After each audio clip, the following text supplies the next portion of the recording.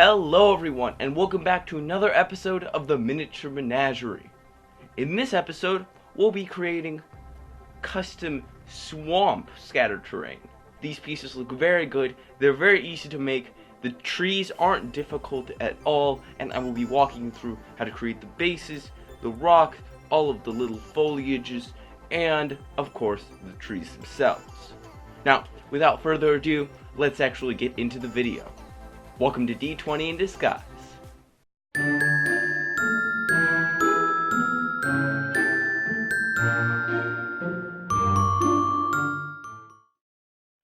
Now, I know I did promise jungle scatter terrain this episode of the Miniature Menagerie, but as I started creating the bases, creating the scatter terrain, it started naturally moving over to more of a swampy feel, and I really enjoyed making them, and they look really nice.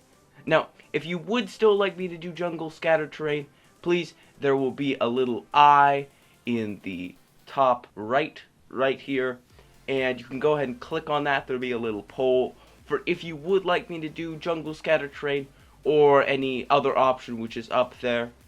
But let's actually get into some quick ingredients which you'll need to create these scatter terrain pieces. Come on over.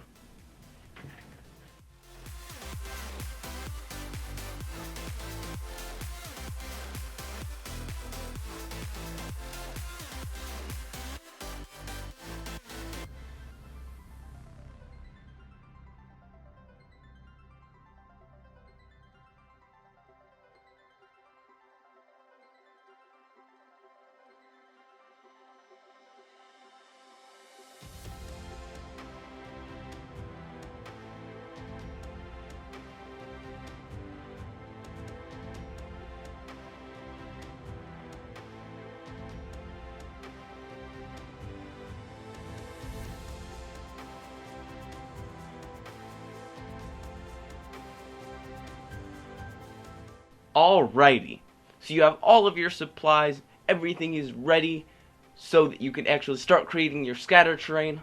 So you're going to want to start out cutting out your bases. You can use simple cardboard like I did, or you could use actual miniature bases, whatever you want. If you want to be more fancy and get actual bases, that is definitely an option, just not one which I chose to use. Then you're going to want to take your styrofoam and cut that into hilly sort of lumps and glue that on to your bases with some basic Mod Podge. You can use Elmer's glue, Mod Podge. The glue doesn't really matter as long as you can get that natural hilly effect which blends into the flat base nicely. And now we get to the first step, which I'll actually be going over in depth in this video through a time lapse. Soil painting. Now, I did already cover this in the past episode of the Miniature Menagerie for forest scatter terrain, so if you don't know how to paint soil or make realistic soil, then please head on over to that video. There will be a link in the description to that episode of the Miniature Menagerie, and at the end of the video in my extra. So after you're done painting all of your soil and detailing that soil to make it look just that much more realistic, we're going to want to add the base foliage over that soil paint. Now, what I used was more of a spongy sort of moss roll to make that spongy kind of muddy feeling to the base foliage, so it felt as if there was mud, not soil, not solid soil, underneath that turf. But you can really use whatever you want. However, this did work really well, as you can just cut it out into the shape which you want. Cut out all the little holes for where you're going to put stones and such, and it's really quick and easy. After laying down the base foliage, you're then going to want to add your stones. Now, you can go to your backyard, your front yard, a small trail maybe nearby, wherever you can find small little stones which look as if they were miniatures of a much larger counterpart of maybe boulders or such. You can go ahead and glue those stones down onto your bases, cutting out snippets of your base foliage if you're using the same sort of moss roll that I'm using. It worked very well. You just have to find a weak spot in the moss roll and then cut out a relatively sized shape of the base of your stone. After laying down and letting your stones dry onto the base, you're going to want to paint them to make them look as if they are from this fantasy world and that they are their larger counterparts, that they are miniatures. To do this, you're going to use the same tactic as the soil painting, using a darker base coat and then spider webbing and detailing with a lighter gray. Once you have all of your basic foliage and stones onto the bases, then you can add your details of foliage, clean up some messy parts of each of your bases, add bark if you want. Bark looks very nice in this swampy sort of format. Fallen logs, stumps, twigs, leaves. You can add a lot of different miniature things to make these pieces look more realistic than they already are. For example, this piece right here, it has a small stone right here and a piece of bark leaning up against that stone.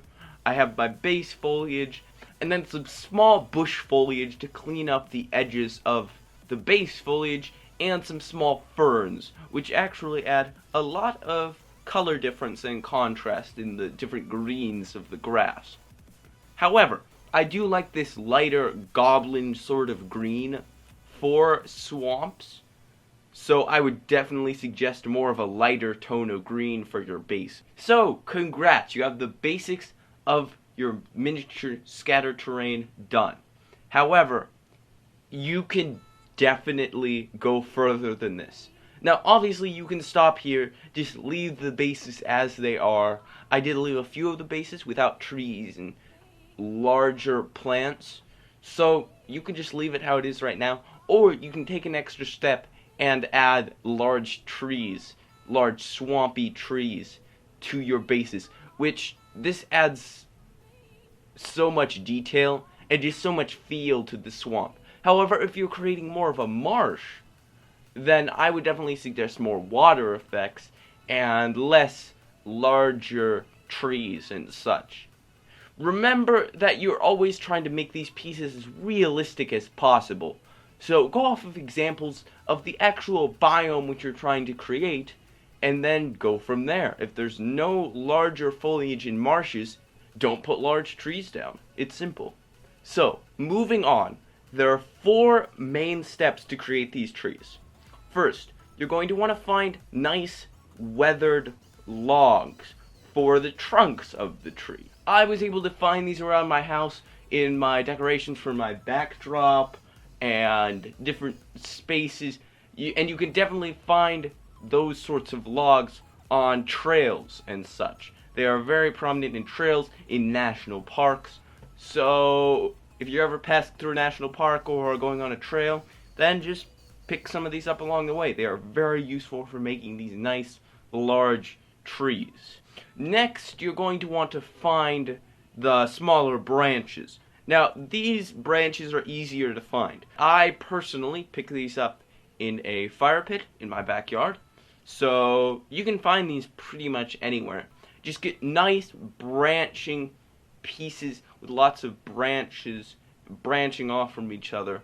It looks really nice if you can find nice split pieces. Next, you're going to want to detail the base of the trunk.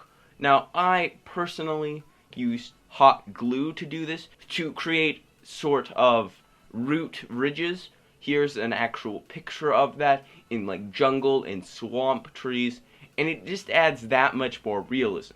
And I used hot glue to simply simulate this. Okay, so next on the base of the tree, which we want, we're going to make some deep ridges to represent the very distinct shape of a bottom of a rainforest tree, with the very distinct ridges representing different roots branching out.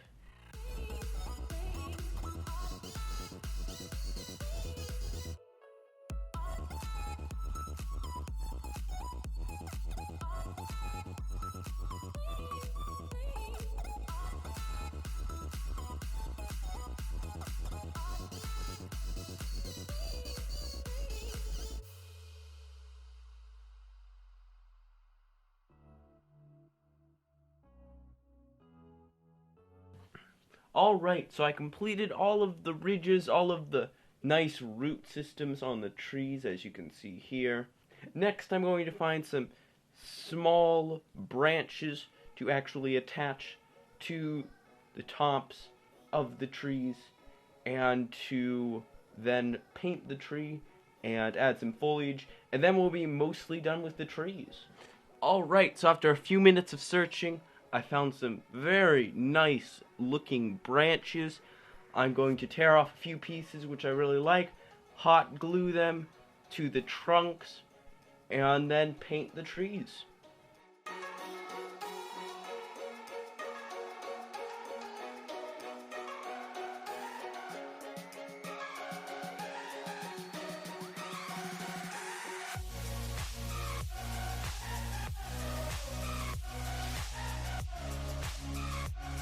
Okay, so I now have all of the trees done, as you can see here. They look quite nice. They're going to look a lot better when they're painted, however, and when I clean them up with some foliage.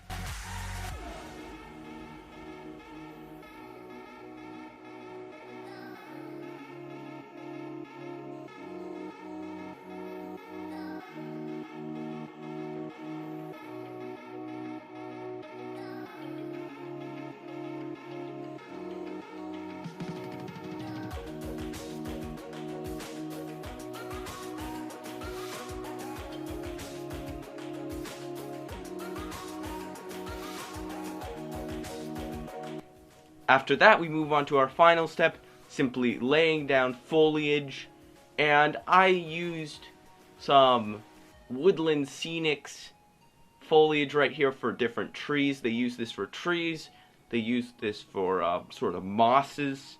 I'll actually have a link to that in the description if you want to buy some of this stuff.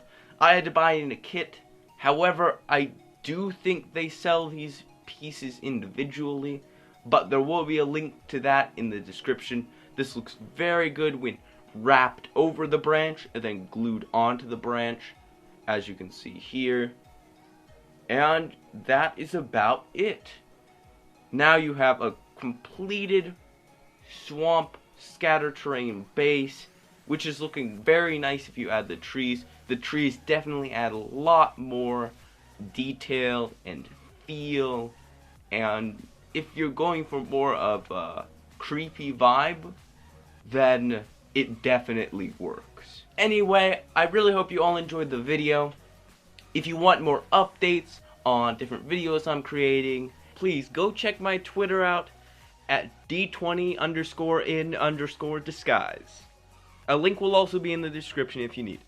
I post daily world building tips on that Twitter account, and an occasional reminder or alert that I might not be publishing a video on time, or a sneak peek for an upcoming video. Definitely something to check out, and daily content for you to look at. Anyway, I'm gonna wrap things up. I hope you all really enjoyed the video. You have a great day, keep on creating, and I will see you in the next video.